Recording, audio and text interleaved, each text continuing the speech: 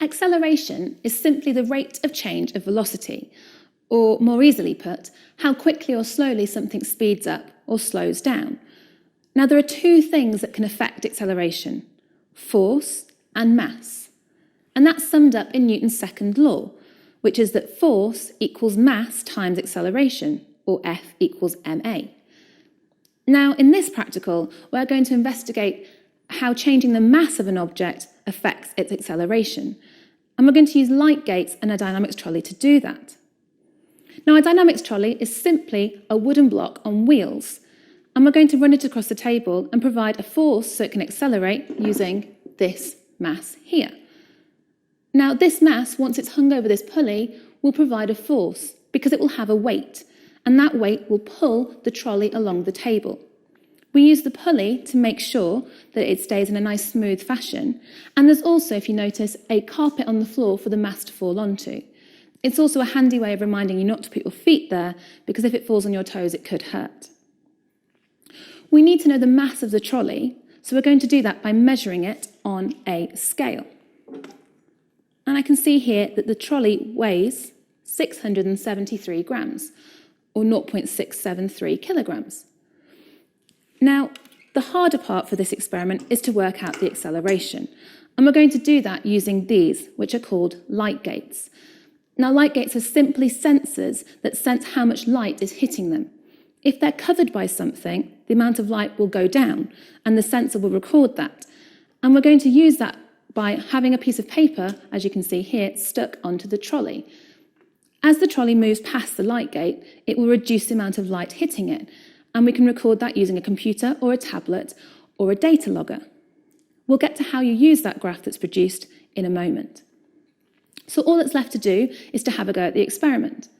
So I set up my trolley, I make sure it's in line, I put my mass over the side of the pulley, and I let go. Now, you can see that the trolley clearly sped up. It accelerated. It started off still, and it got faster. But how can we work out what that acceleration is?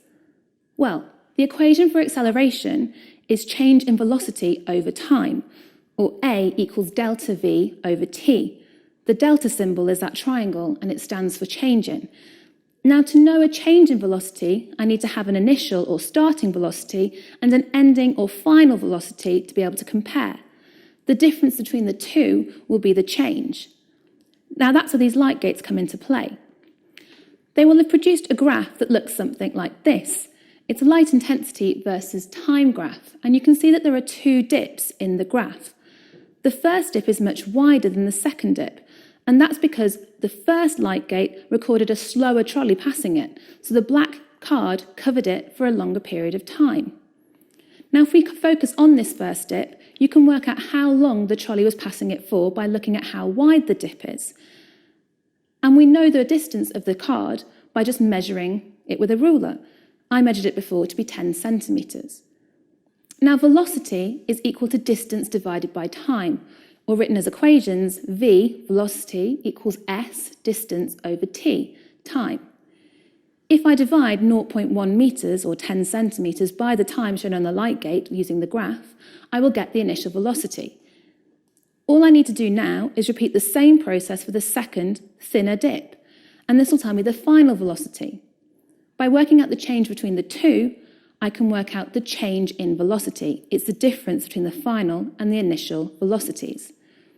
Now, acceleration, as we mentioned before, is equal to change in velocity divided by time. But the time here is not the times you've used already. It's the total time for the experiment. I worked this out by looking at the time between the start of the first dip and the end of the second dip, once again using the graph. By putting these values in, I will get the acceleration of the body. Now, it's normal to try to do this experiment 5 or 6 times using different masses of trolley. Now, you don't have to change the trolley each time. All you need to do is add on some masses and work out the new mass each time. Now, I'm going to just do it once more, and I'm going to add on 500 grams at once. I'm going to sellotape them on as well, just to make them a little bit more secure.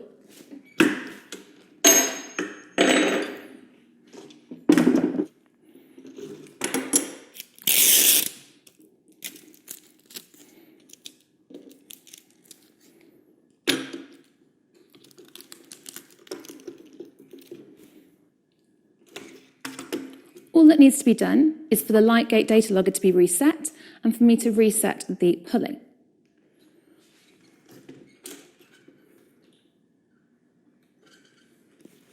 As I let the trolley go, you can see that it travels much more slowly than before. Therefore, we've shown that increasing the mass of the trolley decreases the acceleration.